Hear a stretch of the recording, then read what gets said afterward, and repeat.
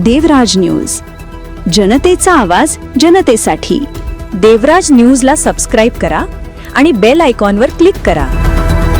एकादशीच्या पावन निमित्ताने चंद्रकला मॅडम यांच्या सहकार्याने आमच्या अखंड ज्योती महिला फाउंडेशनच्या वतीने विठ्ठल भक्ती गीतांचा अत्यंत सुंदर व भक्तिमय कार्यक्रम संपन्न झाला।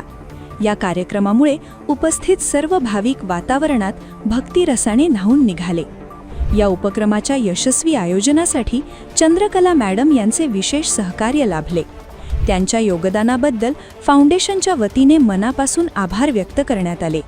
तसेच आजच्या कार्यक्रमाला उपस्थित राहिलेल्या सर्व फाउंडेशन सदस्यांचेही आभार मानण्यात आले।